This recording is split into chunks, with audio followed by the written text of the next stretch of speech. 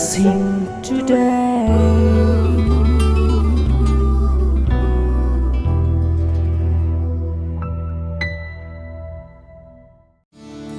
This program is sponsored by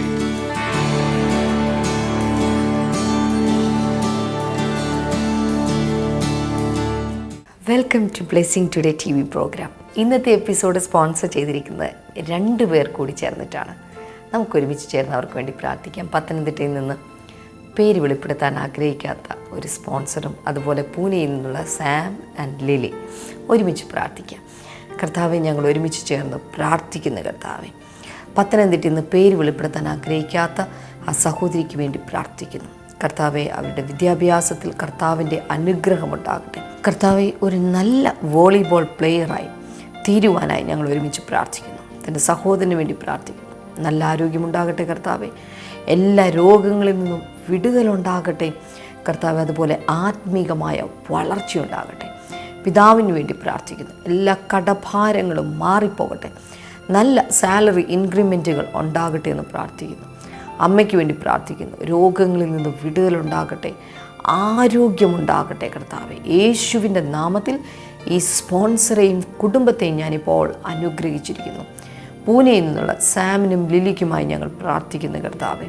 ദൈവമേ, ഈ 2 വ്യക്തികളെയും അങ്ങ് അനുഗ്രഹിക്കണമെന്ന് പ്രാർത്ഥിക്കുന്നു. ബ്രദർ സാമിൻ്റെ കർത്താവെ, എല്ലാ രോഗങ്ങളും സൗഖ്യമാകട്ടെ, പ്രത്യേകിച്ച് മൾട്ടിപ്പിൾ മൈലോമ യേശുവിൻ്റെ നാമത്തിൽ ഈ സമയത്ത് സൗഖ്യമാകട്ടെ എന്ന് പ്രാർത്ഥിക്കുന്നു.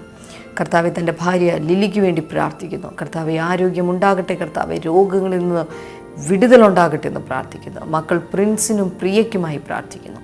അവരുടെ വിദ്യാഭ്യാസം അനുഗ്രഹിക്കപ്പെടട്ടെ, അവരുടെ ഭാവി അനുഗ്രഹിക്കപ്പെടട്ടെ. മുഴുവൻ കുടുംബത്തിലേക്കും ദൈവികമായ നന്മകളും അനുഗ്രഹങ്ങളും വന്ന് ചേരട്ടെ എന്ന് പ്രാർത്ഥിക്കുന്നു. യേശുവിൻ്റെ നാമത്തിൽ തന്നെ ആമേൻ, ആമേൻ. ഇന്നത്തെ എപ്പിസോഡ് സ്പോൺസർ ചെയ്തതിന് ഈ 2 സ്പോൺസേഴ്സിനോടും ബ്ലെസ്സിങ് ടുഡേയുടെ പേരിലുള്ള പ്രത്യേകമായി നന്ദി അറിയിക്കുന്നു. കർത്താവ് നിങ്ങളെ ധാരാളമായി അനുഗ്രഹിക്കട്ടെ.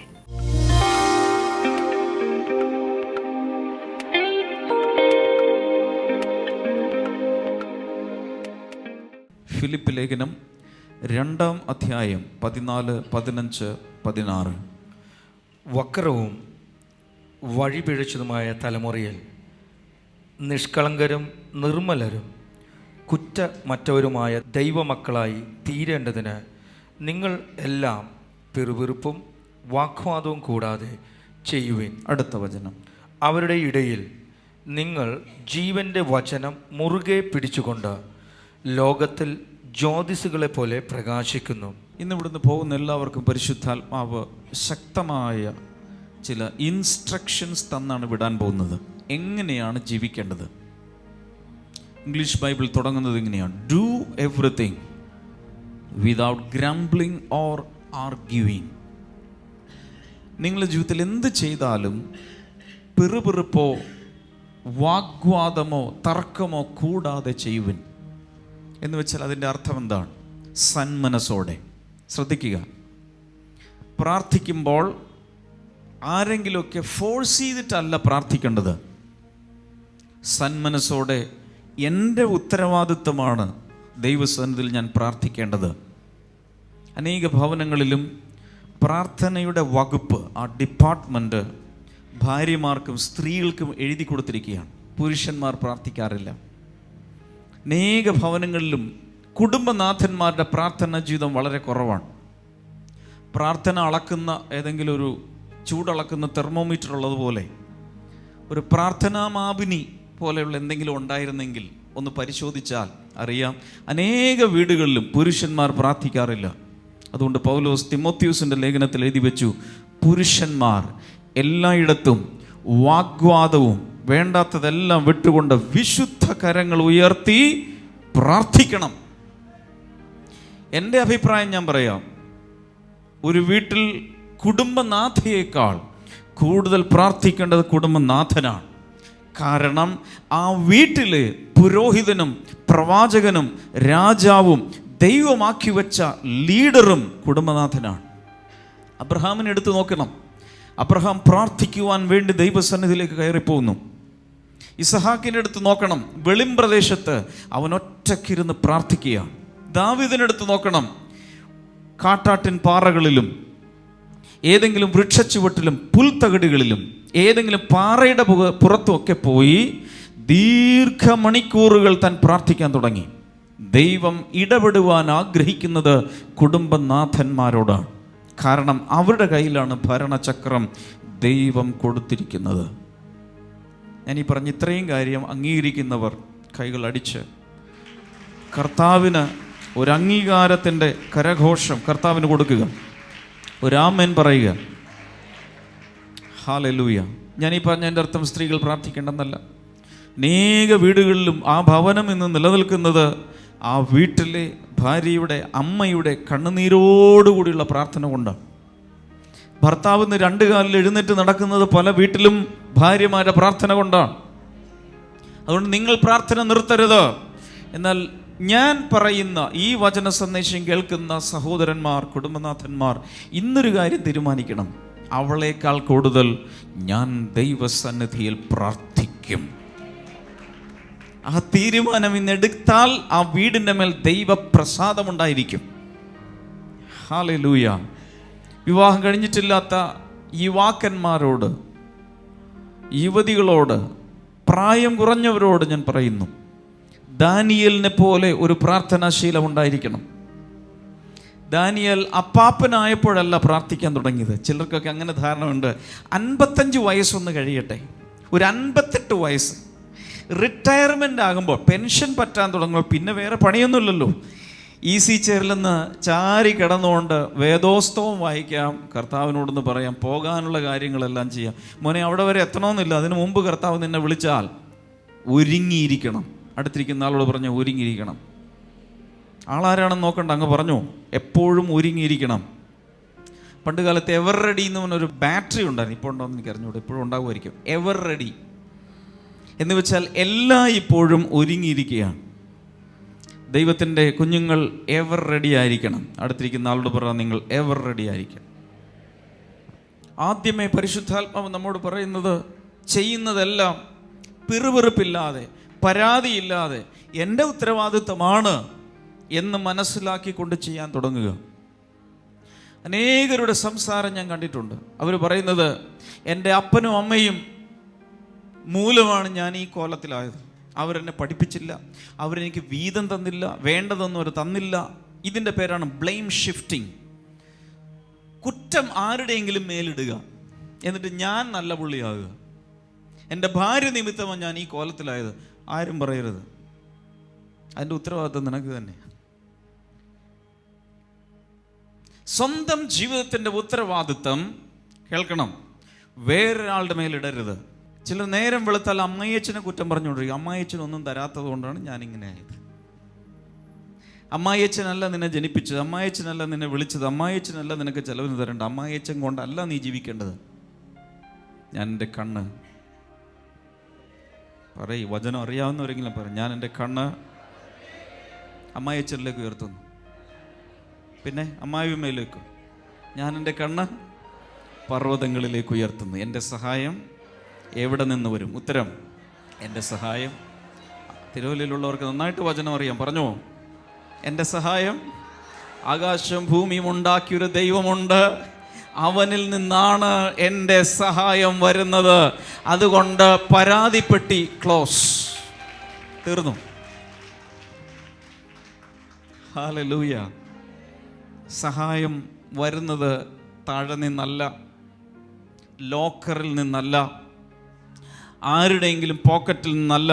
ഹലോ, എൻ്റെ സഹായം വരുന്നത്, എത്ര ദൈവമക്കൾക്ക് അത് പറയാൻ കഴിയും ചങ്കൂറ്റത്തോടെ? എൻ്റെ സഹായം വരുന്നത് ആരുടെയും പോക്കറ്റിൽ നിന്നല്ല, ആരുടെയും റെക്കമെൻഡേഷനിൽ നിന്നല്ല. എൻ്റെ സഹായം വരുന്നത് ആകാശവും ഭൂമിയും ഉണ്ടാക്കിയൊരു വലിയ ദൈവമുണ്ട്, അവനിൽ നിന്നത്രേ എൻ്റെ സഹായം വരുന്നത്.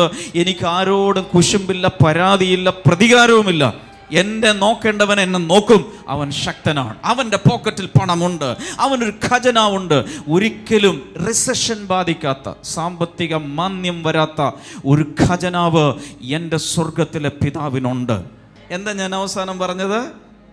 ഒരിക്കലും സാമ്പത്തിക മാന്ദ്യം വരാത്ത ഒരു ഖജനാവ് സ്വർഗത്തിലെ എൻ്റെ പിതാവിനുണ്ട്. ഒന്ന് ഏറ്റു പറഞ്ഞേ, ഒരിക്കലും സാമ്പത്തിക മാന്ദ്യം ബാധിക്കാത്ത ഒരു ഖജനാവ് സ്വർഗത്തിലെ എൻ്റെ പിതാവിന് ഉണ്ട്. ഞാൻ ബൈബിൾ ഇതുവരെ പഠിച്ചിട്ട് ഒരു കാര്യം എനിക്ക് മനസ്സിലായി, എത്ര വലിയ ക്ഷാമം വന്നാലും അതിനിടയിൽ തൻ്റെ കുഞ്ഞുങ്ങളെ, പ്രാർത്ഥിക്കുന്നവരെ, ദൈവത്തോട് ചേർന്ന് നടക്കുന്നവരെ കുശാലായി നടത്തും. പോരാ പോരാ പോരാ. ഹല്ലേലൂയ. ക്ഷാമം വന്ന് സ്വന്തം കുഞ്ഞുങ്ങളെ പുഴുങ്ങി തിന്നത് ബൈബിളിൽ പറഞ്ഞിട്ടുണ്ട്. സ്വന്തം കുഞ്ഞുങ്ങളെ പുഴുങ്ങി തിന്നു. അത്രയും ക്ഷാമം വന്ന കാലത്തും തൻ്റെ ദാസൻ മുഖാന്തരം തൻ്റെ കുഞ്ഞുങ്ങൾക്ക് സുഭിക്ഷത കർത്താവ് കൊടുത്തു. സുഭിക്ഷത. ഇസ്ഹാക്കിൻ്റെ കാലത്തൊരു ക്ഷാമം വന്നു, ദേശം മുഴുവൻ പട്ടിണിയാണ്. പക്ഷേ ഇസ്ഹാക്ക് വിതച്ചപ്പോൾ 10 മേനിയല്ല, 30 മേനിയല്ല, 60 മേനിയല്ല, 95 മേനിയല്ല, 100 മേനി വിളഞ്ഞു. കാരണം നിന്റെ മേൽ കർത്താവിൻ്റെ ഒരു പ്രത്യേകമായ ഒരു അനുഗ്രഹമുണ്ട്. എല്ലാവരും ഷട്ടർ ഇടട്ടെ, പക്ഷെ നിന്റെ ഷട്ടർ ഉയർന്നിരിക്കും. കാരണം ദൈവം നിന്റെ പങ്കാളിയാണ്. ദൈവം നിന്റെ ബിസിനസ് പങ്കാളിയാണ്, നിന്റെ ബിസിനസ് പാർട്ട്ണറാണ്. ദൈവത്തെ കൂട്ടുപിടിക്ക്, ദൈവത്തെ കൂട്ടുപിടിച്ച് ജീവിക്കാൻ തുടങ്ങ്. അവസ്ഥകളെല്ലാം മാറാൻ തുടങ്ങും. Hallelujah. I am so excited, I am so excited. കർത്താവ് ഉണ്ടെങ്കിൽ പിന്നെ അവസ്ഥകൾ മാറിയിരിക്കും. ഇതുവരെ അവസ്ഥകൾ മാറിയില്ലെങ്കിൽ അതിൻ്റെ അർത്ഥം കർത്താവിനോട് ശരിയായ ഒരു നടപ്പ് തുടങ്ങിയിട്ടില്ലെന്നാ. ഇന്ന് തുടങ്ങിക്കോ. ഹല്ലേലൂയ. ഈ ബ്ലെസ്സിങ് ഫെസ്റ്റിവലിൽ വെച്ച് തുടങ്ങിക്കോ. നല്ലൊരു ഫ്രണ്ട് ഉണ്ടെങ്കിൽ കൈ ഓർത്ത് പിടിച്ച് ഇങ്ങനെ ആട്ടി ആട്ടി നടക്കും. ഇതുപോലെ യേശു കർത്താവിൻ്റെ കയ്യിൽ പിടിച്ച് കൂട്ടുപിടിച്ച് നടക്കാൻ ഇന്ന് എത്ര പേർ തയ്യാറാകും? അവരുടെ അവസ്ഥകൾ ആ നടത്തത്തിൽ വ്യത്യാസം വരാൻ തുടങ്ങും. ഹല്ലേലൂയ. മുൻപേ അവൻ്റെ നീതിയും രാജ്യവും അന്വേഷിക്കുന്ന തൻ്റെ കുഞ്ഞുങ്ങൾക്ക് വേണ്ടി സകലവും കൂട്ടിച്ചേർക്കുന്ന and all these things shall be added to you, not subtracted to you. ഉള്ളത് കൂടെ പോകുകയല്ല ചെയ്യുന്നത്, അതിനോടുകൂടെ കൂട്ടിച്ചേർക്കുന്ന a God of addition, a God of multiplication, a God of increase. വർധനവ് നൽകുന്ന സങ്കലനത്തിൻ്റെയും ഗുണനത്തിൻ്റെയും ദൈവമാണ് നമ്മുടെ ദൈവം. കൈകൾ ഉയർത്തി പ്രാർത്ഥിക്കാൻ തുടങ്ങാം. 2 കൈകളും ഉയർത്തി.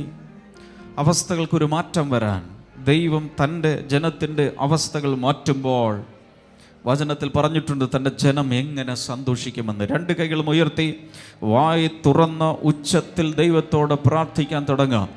കർത്താവിൻ്റെ സ്വർഗത്തിൻ്റെ വാതിലുകൾ തുറന്നിരിക്കുന്നൊരു സമയമാണിത്. ഹല്ലേലൂയ. തൻ്റെ ജനം പ്രാർത്ഥിക്കുമ്പോൾ സ്വർഗത്തിൻ്റെ വാതിലുകൾ തുറന്നു വച്ചിരിക്കുക. ഒന്ന് പ്രാർത്ഥിക്കാൻ തുടങ്ങാമോ? കർത്താവേ, എൻ്റെ അവസ്ഥകൾക്കൊരു മാറ്റം വരണം. ഞാൻ നിൻ്റെ ചങ്ങാത്തം ആഗ്രഹിക്കുന്നു. കർത്താവേ, ഞാൻ നിൻ്റെ സഖിത്വം ആഗ്രഹിക്കുന്നു. കർത്താവേ, ഞാൻ നിൻ്റെ കൂട്ടുപിടിക്കാൻ ആഗ്രഹിക്കുന്നു. വേറെ ആരുമില്ലെങ്കിലും അങ്ങയുടെ സഹായം എനിക്ക് മതി. എല്ലാവരും പുറംതിരിഞ്ഞ് പൊക്കോട്ടെ, നോ പ്രോബ്ലം. അവരില്ലേലും ഞാൻ വാഴും.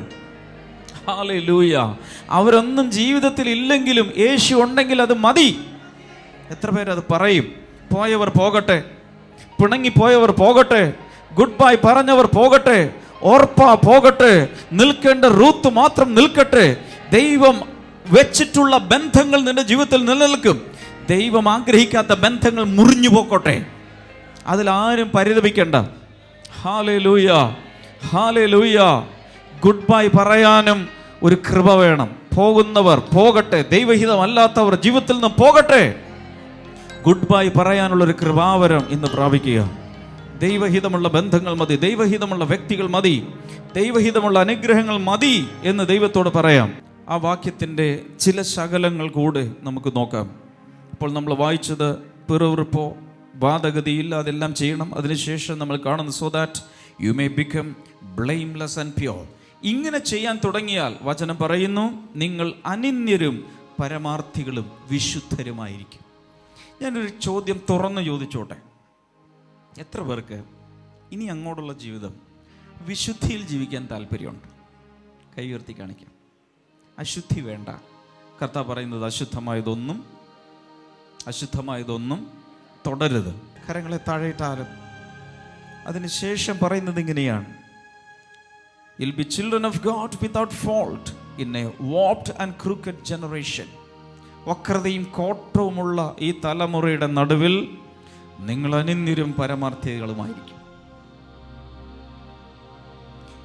ഈ ബ്ലെസ്സിങ് ഫെസ്റ്റിവൽ കഴിഞ്ഞ് നിങ്ങൾ നേരെ തിരുവല്ല റോഡിലേക്ക് ഇറങ്ങുമ്പോൾ വേറെ കുറേ ആളുകൾ ബ്ലെസ്സിങ് ഫെസ്റ്റിവലിൽ നിന്ന് ഇതുവരെ പങ്കെടുത്തിട്ടില്ലാത്ത, ഇതെന്താണെന്ന് പോലും അറിയാത്ത ഒത്തിരി പേര് അതിൽ നടന്നു പോകുന്നുണ്ടായിരിക്കും. നിങ്ങളെ അവരെയും തമ്മിൽ നോക്കിയാൽ അവരും ഷർട്ട് ഇട്ടിട്ടുണ്ട്, നിങ്ങൾ അവർ ചുരിദാർ, ഇവിടെ ചുരിദാർ, അവിടെ സാരി, ഇവിടെ സാരി, എല്ലാം ഏതാണ്ടൊക്കെ ഷേപ്പിലൊന്നും വ്യത്യാസമില്ല. പക്ഷേ തനിക്ക് വേണ്ടി വേർതിരിക്കപ്പെട്ട വിശുദ്ധ ജനത്തെ തിരിച്ചറിയുന്ന ഒരു ദൈവമുണ്ട്. ഒരേ വഴിയിലൂടെ ദൈവത്തിൻ്റെ കുഞ്ഞുങ്ങളും അല്ലാത്തവരും പോകുമ്പോൾ സ്വർഗത്തിനാണ് തൻ്റെ റഡാറിലൂടെ ഇതിലേതാണ് ദൈവത്തിൻ്റെ ജനം, ഏതാണ് ദൈവത്തിൻ്റെതല്ലെന്ന് തിരിച്ചറിയാൻ കഴിയുന്നത്. വിശുദ്ധിയാണ് ദൈവജനമാണോ അല്ലയോ എന്ന് തിരിച്ചറിയുവാനുള്ള ഒരു ഡിസ്റ്റിങ്ഷൻ കൊണ്ടുവരുന്നത്, ആ വേർതിരിക്കുന്നത്. കാരണം ദൈവം വിശുദ്ധനാണ്, തൻ്റെ കുഞ്ഞുങ്ങളും വിശുദ്ധരായിരിക്കും. ഹല്ലേലൂയാ, ഹല്ലേലൂയാ.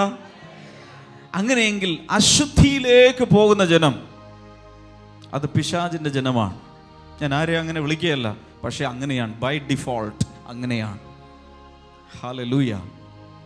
അതുകൊണ്ട് വിശുദ്ധിയിൽ ജീവിക്കാൻ ഇന്നൊരു തീരുമാനമെടുക്കുന്നവർക്ക് വേണ്ടി കർത്താവ് ഏതെല്ലാം വഴികൾ തുറക്കാമോ അതെല്ലാം കർത്താവ് തുറന്ന് തന്നിരിക്കും. എത്ര പേർ ഹല്ലേലൂയ പറയും? അതിനുശേഷം പറയുന്നത്, then you will shine among them like stars in the sky. അവരുടെ ഇടയിൽ നിങ്ങൾ ജീവന്റെ വചനം മുറുകെ പിടിച്ചുകൊണ്ട്. ഹലോ, എന്താണ് മുറുകെ പിടിക്കേണ്ടത്?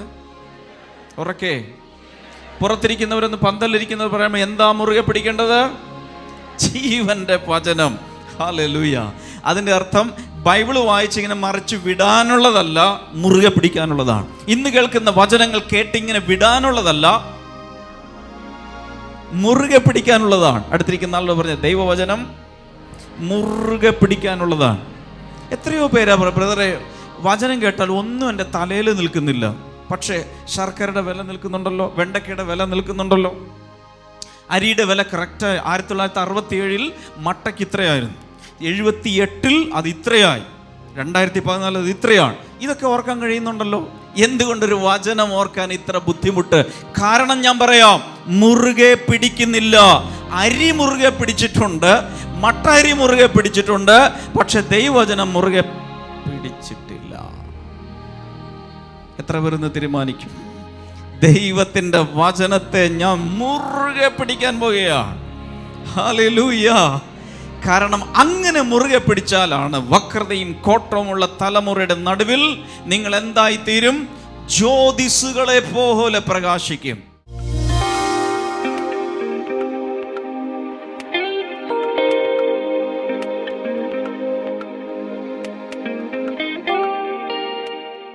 ബ്രദർ ഈ നിൽക്കുന്ന സിസ്റ്ററിൻ്റെ പേര് രാധ എന്നാണ്. താൻ വരുന്ന കറുകച്ചാലിൽ നിന്നാണ്.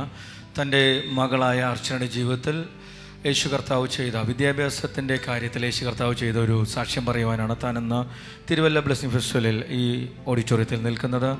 താൻ പറഞ്ഞത് ഇങ്ങനെയാണ്: തൻ്റെ മകൾ 10th കഴിഞ്ഞു, അതിനുശേഷമുള്ള വിദ്യാഭ്യാസം കഴിഞ്ഞ് ഏത് കോഴ്സിന് ചേരണമെന്നറിയാതെ വല്ലാതെ ഒരു പ്രശ്നത്തിൽ നിൽക്കുന്ന സമയത്താണ് ഇവർ ചെയ്തത് നമ്മുടെ എൻ്റെ പ്രാർത്ഥനാ ഡയറി എന്നുള്ള പുസ്തകത്തിലെ 78ാമത്തെ പേജിൽ 27ാമത്തെ ഒരു പ്രാർത്ഥനയുണ്ട്. മക്കളുടെ അനുഗ്രഹത്തിനായിട്ടുള്ളൊരു പ്രാർത്ഥനയാണ്. പ്രാർത്ഥിക്കുകയും ഒപ്പം തന്നെ താൻ ചെയ്തത് ഈ പ്രാർത്ഥനാ ഡയറിയുടെ ഏറ്റവും പുറകിൽ നമ്മുടെ പ്രാർത്ഥനാ വിഷയങ്ങൾ എഴുതി വെക്കാനുള്ള ഭാഗമുണ്ട്. അതിൽ ഇപ്രകാരമാണ് എഴുതി വെച്ചത്: എൻ്റെ യേശുവേ, എൻ്റെ കുഞ്ഞിനെ BSc നഴ്സിങ്ങിന് തന്നെ സെലക്ട് ചെയ്യണമേ. ഞാൻ ബ്ലെസ്സിങ് ടുഡേയിൽ സാക്ഷ്യം പറയും. സാമ്പത്തികമായ പ്രയാസം മാറ്റിത്തരണമേ. നല്ലവനായ പിതാവേ, എൻ്റെയും എൻ്റെ കുടുംബത്തെയും അനുഗ്രഹിക്കണമേ. ഇങ്ങനെയാണ് എഴുതി വെച്ചേക്കുന്നത്. ഈ ഒരു പ്രാർത്ഥനയാണ്. പക്ഷേ ഇത് എന്നോട് ഈ സിസ്റ്റർ വന്ന് ഷെയർ ചെയ്യുമ്പോൾ സിസ്റ്റർ പറഞ്ഞു, ഇതിൽ ഞാൻ ഒത്തിരി പ്രാർത്ഥന ആവശ്യങ്ങൾ വേറെയും എഴുതി വെച്ചിട്ടുണ്ട്, അതെല്ലാം എനിക്ക് എൻ്റെ സ്വർഗത്തിലെ പിതാവ് ചെയ്തു തന്നു എന്നാണ് പറഞ്ഞ്. അങ്ങനെ ഇവർ ഇത് എഴുതി വെച്ചു, പ്രാർത്ഥിച്ചു. സംഭവിച്ച കാര്യമെന്ന് പറയുന്നത് ദൈവം ഇവരുടെ ജീവിതത്തിൽ ഒരു അത്ഭുതം ചെയ്തു. സാമ്പത്തികമായി ഇവർ വളരെ പുറകോട്ടായിരുന്നു. ആരെങ്കിലുമൊക്കെ എന്തെങ്കിലും സഹായം ചെയ്താൽ മാത്രമേ BSc നഴ്സിങ്ങിന് തൻ്റെ കുഞ്ഞിനെ വിടാൻ സാധിക്കത്തുള്ളായിരുന്നു. പക്ഷേ ഇവർക്ക് വേണ്ടി നമ്മുടെ സ്വർഗത്തിലെ ദൈവം ഒരു സ്പോൺസറിനെ എഴുന്നേൽപ്പിച്ചു. അത്രയും കരഞ്ഞ് ദൈവസന്നിധിയിൽ പ്രാർത്ഥിച്ച ഈ അമ്മയുടെ ഹൃദയത്തിനകത്തുള്ള വേദന, നമ്മുടെ ദുഃഖങ്ങൾ കാണുന്ന സ്വർഗത്തിലെ യേശു കർത്താവ് അത് കേട്ട് ഈ അമ്മയുടെ പ്രാർത്ഥന കേട്ട് അനുഗ്രഹിച്ചു. ഇന്ന് തൻ്റെ മകൾ കോഴഞ്ചേരിയിൽ BSc നഴ്സിങ്ങിന് പഠിക്കുകയാണ്. ആ പ്രാർത്ഥന കേട്ട് നമ്മുടെ യേശു കർത്താവ് ഈ അമ്മയെ, തൻ്റെ മോളെ അനുഗ്രഹിച്ചു. നല്ലൊരു കൈയടി കർത്താവിന് കൊടുക്കാമോ? സിസ്റ്റർ, ആ ഒരു കാര്യം ഒന്ന് പറഞ്ഞു. പ്രാർത്ഥന ഇതിൽ എത്ര നാൾ മുമ്പ് ഇത് എഴുതി വെച്ചത്? ഞാൻ ബ്ലെസ്സിംഗ് ടുഡേ TV പ്രോഗ്രാം TV-യിലൂടെ കണ്ട്, സൂര്യ TV-യിലൂടെ കണ്ടാണ് ഞാൻ ഏറ്റവും കൂടുതൽ യേശുവിൽ വിശ്വാസിയായത്. പിന്നെ എനിക്ക് പറഞ്ഞറിയിക്കാൻ വയ്യ. എൻ്റെ സാമ്പത്തികം എന്ന് പറഞ്ഞാൽ ഞങ്ങൾ നേരത്തെ നല്ല സാമ്പത്തികത്തിലായിരുന്നു. അപ്പം എൻ്റെ ഭർത്താവ് ഒരു ആക്സിഡൻറ്റിൽ കണ്ണ് നഷ്ടപ്പെട്ടു. അപ്പം ഭർത്താവിനെ കൊണ്ട് കുഞ്ഞുങ്ങളെ പഠിപ്പിക്കാനുള്ള നിർവാഹമില്ലാതായി. ഞാൻ കൂലിപ്പണിക്ക് ഇറങ്ങി തിരിഞ്ഞു. അപ്പം എൻ്റെ ഏറ്റവും വലിയ ആശ്രയം ഈ TV പ്രോഗ്രാമായിരുന്നു. എന്നിട്ട് ഞാൻ കറുകച്ചാലിൽ ബ്ലെസ്സിങ് ഫെസ്റ്റിവൽ നടക്കുമ്പം ബ്രദർ പറഞ്ഞു, എല്ലാ അത്ഭുതം നടക്കണമെന്ന് ആഗ്രഹമുള്ളവർ മനസ്സിൽ പ്രാർത്ഥിക്കണമെന്ന് പറഞ്ഞു. അന്ന് കറുകച്ചാലിലെ മീറ്റിംഗിൽ വെച്ച് ഡാമിൻ ബ്രദർ പറഞ്ഞു, പ്രാർത്ഥിക്കുന്ന സമയത്ത് പറഞ്ഞു, അത്ഭുതങ്ങൾ നടക്കണമെന്ന് ആഗ്രഹിക്കുന്നവർ പ്രാർത്ഥിക്കണം പറഞ്ഞു. അപ്പം ഞാൻ പ്രാർത്ഥിച്ചു. അത് കഴിഞ്ഞ് ഞങ്ങൾ വീട്ടിൽ വന്നു കഴിഞ്ഞുകൊണ്ട് എൻ്റെ ചേച്ചി വിളിച്ചു പറഞ്ഞു, നീ ഒന്നുകൊണ്ടും ഭയപ്പെടണ്ട, നിൻ്റെ കൂടെ ദൈവം തന്നെ ഉണ്ട്. കോഴഞ്ചേരിയിലുള്ള ഒരു അച്ചായൻ ഈ മകളുടെ പഠിത്ത വിദ്യാഭ്യാസ സാമ്പത്തികം മൊത്തം സ്പോൺസർ ചെയ്തേക്കുന്നു.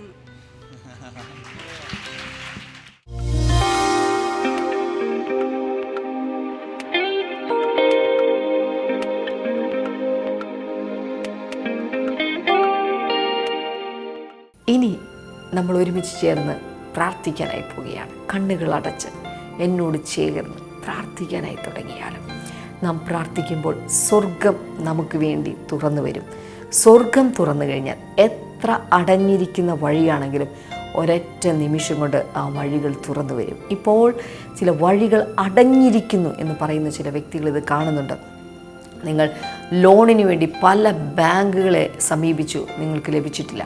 യേശുവിൻ്റെ നാമത്തിൽ ഞാൻ നിങ്ങളോട് പറയുകയാണ്, ഇന്ന് അത്ഭുതകരമായ ചില വഴികൾ നിങ്ങൾക്ക് വേണ്ടി തുറക്കുകയാണ്.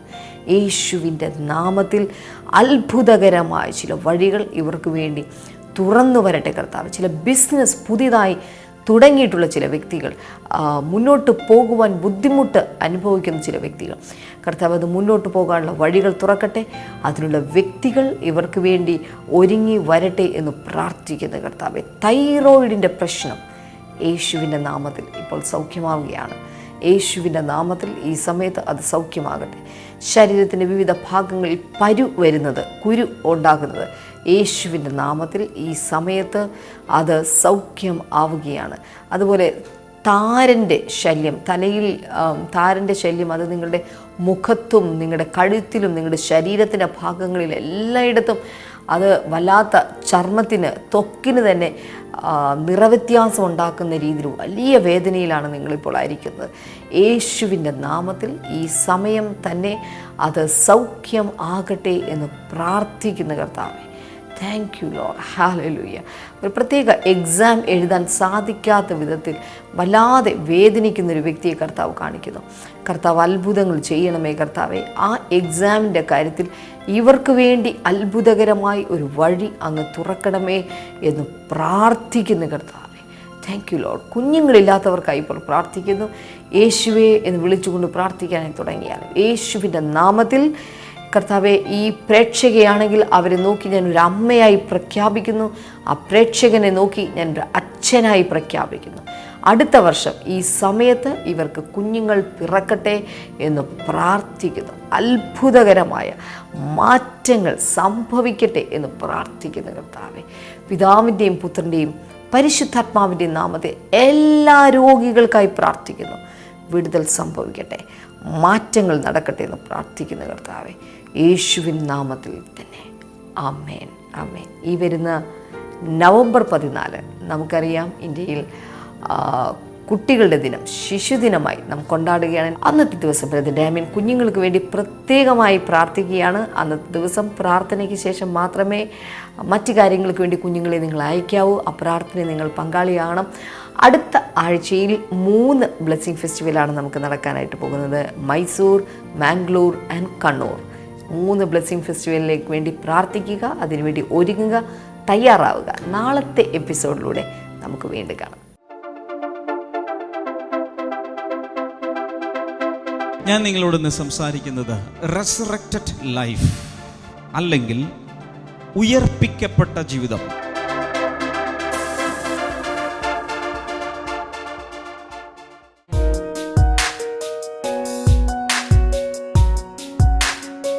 Welcome back to Bible and U.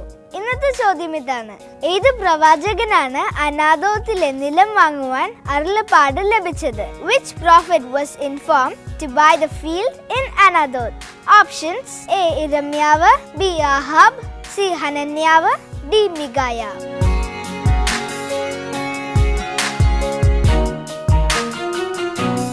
നിങ്ങളുടെ ഉത്തരങ്ങൾ 9645221221 എന്ന നമ്പറിലേക്ക് SMS ചെയ്യുക. ചെയ്യേണ്ട format BT space ABC or D space നിങ്ങളുടെ പേരും പൂർണ്ണ മേൽവിലാസവും. ശരി ഉത്തരങ്ങൾക്ക് സമ്മാനം നൽകുന്നത് OM ബുക്സ് ആണ്.